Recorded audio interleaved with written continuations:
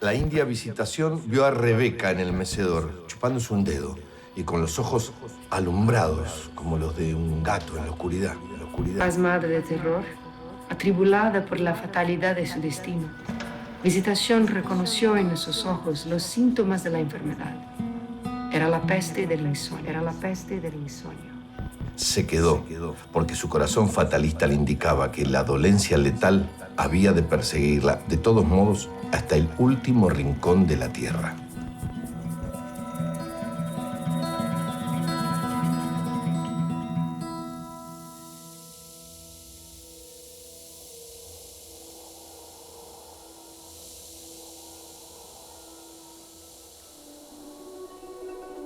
Macondo era una aldea de 20 casas de barro y caña brava, construidas a la orilla de un río de aguas diáfanas que se precipitaban por un lecho de piedra pulidas, blancas y enormes como huevos prehistóricos. José Arcadio Buendía, que era el hombre más emprendedor que se vería jamás en la aldea, había dispuesto de tal modo la posición de las casas que desde todas podía llegarse al río y abastecerse con agua con igual esfuerzo. Y trazó las calles con tan buen sentido que ninguna casa recibía más sol que otra a la hora de calor. En pocos años, Macondo fue una aldea más ordenada y laboriosa que cualquiera de las conocidas hasta entonces por sus 300 habitantes. Era en verdad una aldea feliz. Nadie entendió la alarma de Visitación. Si no volvemos a dormir, mejor, decía José Arcadio Buendía de buen humor. Así nos rendirá más la vida. Pero la india les explicó que lo más temido de la enfermedad del insomnio no era la imposibilidad de dormir, pues el cuerpo no sentía cansancio alguno, sino su inexorable evolución hacia una manifestación más crítica, el olvido. Quería decir que cuando el enfermo se acostumbraba a su estado de vigilia, empezaban a borrarse de su memoria los recuerdos de la infancia, luego el nombre y la noción de las cosas, y por último, la identidad de las personas. José Arcadio Buendía, muerto de risa, consideró que se trataba de una de tantas dolencias inventadas por la superstición de los indígenas. Pero Úrsula, por si acaso, tomó la precaución de separar a Rebeca de los otros niños. Al cabo de varias semanas, cuando el terror de Visitación parecía aplacado, José Arcadio Buendía se encontró una noche dando vueltas en la cama sin poder dormir.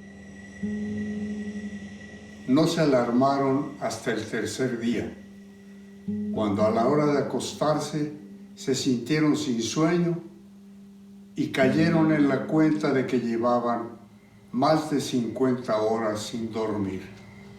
Los niños también están despiertos, dijo la india con su convicción fatalista.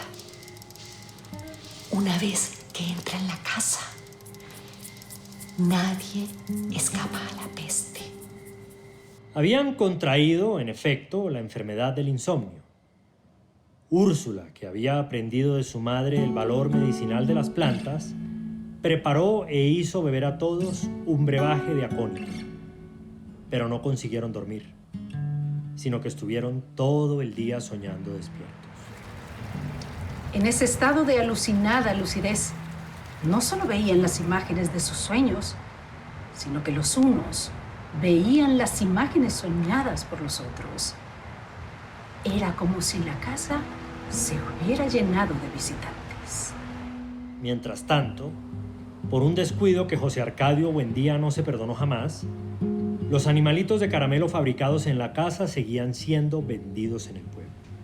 Niños y adultos chupaban encantados los deliciosos gallitos verdes del insomnio, los exquisitos peces rosados del insomnio y los tiernos caballitos amarillos del insomnio. De modo que el alba del lunes sorprendió despierto a todo el pueblo.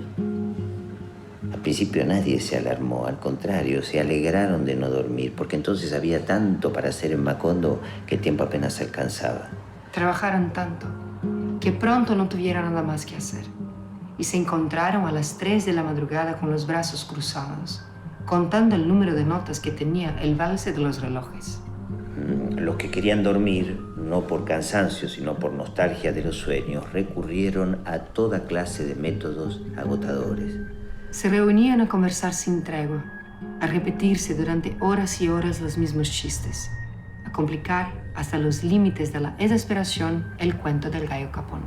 Que era un juego infinito en que el narrador les preguntaba si querían que les contara el cuento del gallo capón. Y cuando contestaban que sí, el narrador decía que no les había pedido que dijeran que sí, sino que si querían que les contara el cuento del gallo capón. Y cuando contestaban que no, el narrador decía que no les había pedido que dijeran que no, sino que si querían que les contara el cuento del gallo capón. Y cuando se quedaban callados, el narrador les decía, no, yo no les pedí que se quedaran callados, sino que si querían que les contara el cuento del gallo capón. Y así sucesivamente, en un círculo vicioso que se prolongaba por noches enteras. Cuando José Arcadio Buendía se dio cuenta de que la peste había invadido el pueblo, reunió a los jefes de familia a explicarles lo que sabía sobre la enfermedad del insomnio. Y se acordaron medidas para impedir que el flagelo se propagara a otras poblaciones de la Ciénaga. Fue así como les quitaron a los chivos las campanitas que los árabes cambiaban por guacamayas y se pusieron a la entrada del pueblo, a disposición de quienes desatendían los consejos y súplicas de los centinelas e insistían en visitar la población. Todos los forasteros que por aquel tiempo recorrían las calles de Macondo tenían que hacer sonar su campanita para que los enfermos supieran que estaban sanos. No se les permitía comer ni beber nada durante su estancia, pues no había duda de que la enfermedad solo se transmitía por la boca y todas las cosas de comer y beber estaban contaminadas de insomnio. En esa forma se mantuvo la peste circunscrita al perímetro de la población. Tan eficaz fue la cuarentena que llegó el día en que la situación de emergencia se tuvo por cosa natural y se organizó la vida de tal modo que el trabajo recobró su ritmo y nadie volvió a preocuparse por la inútil costumbre de dormir. Fue Aureliano quien concibió la fórmula de defendernos durante varios meses de las evasiones de la memoria. Lo descubrió por casualidad. Insomnio experto, por haber sido el primero, descubrió que tenía dificultades para recordar casi todas las cosas del laboratorio. Entonces las marcó con el nombre respectivo, de modo que le bastaba con leer la inscripción para identificarlas. Cuando su padre le comunicó su alarma por haber olvidado hasta los hechos impresionantes de su niñez, Aureliano le explicó su método y José Arcadio Buendía lo puso en práctica en toda la casa y más tarde lo impuso a todo el pueblo. Con un hisopo entintado marcó cada cosa con su nombre. Mesa, silla, reloj, puerta, pared, cama, cacerola. Fue al corral y marcó los animales y las plantas.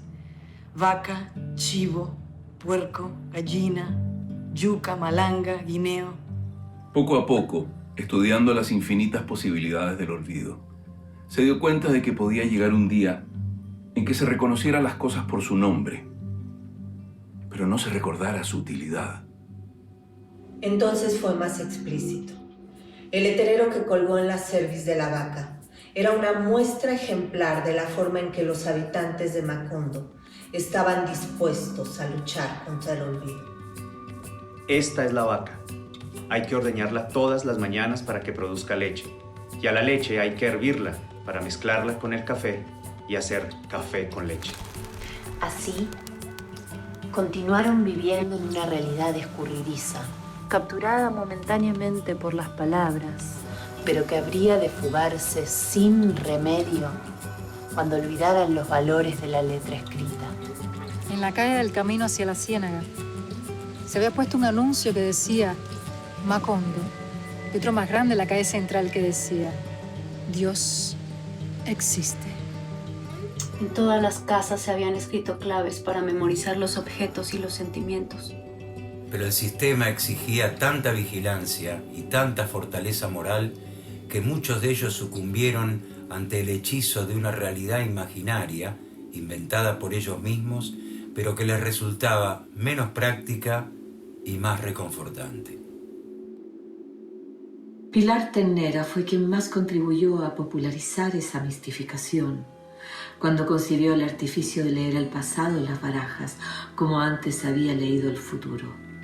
Mediante ese recurso, los insomnes empezaron a vivir en un mundo construido por las alternativas inciertas de los naipes.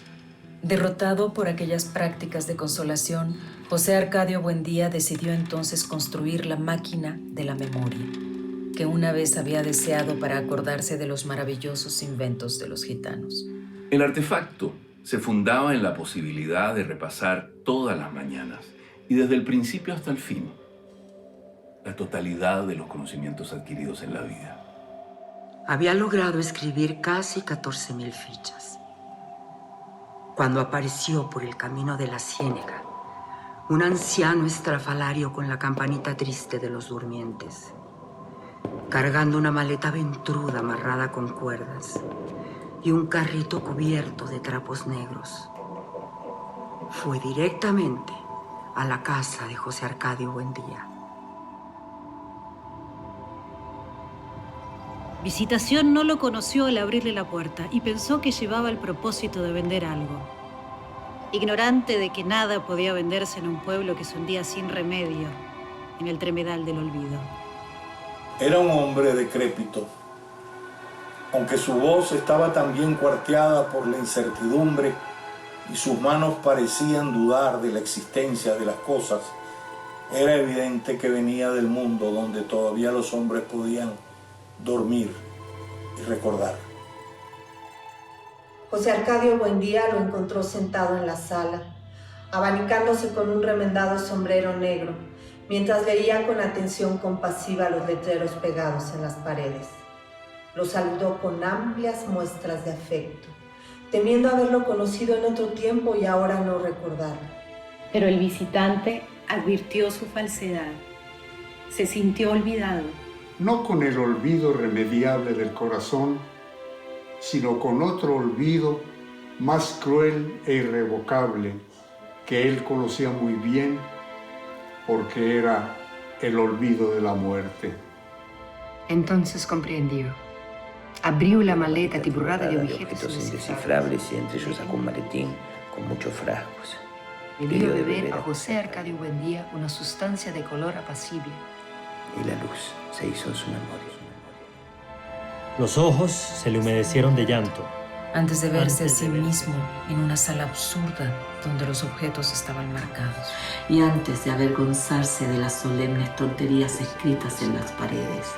Y aún antes de reconocer al recién llegado en un deslumbrante resplandor de alegría, era Melquíades.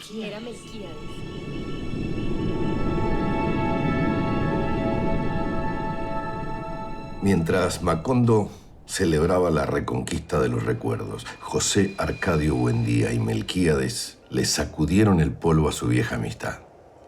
El gitano iba dispuesto a quedarse en el pueblo. Había estado en la muerte, en efecto, pero había regresado porque no pudo soportar la soledad.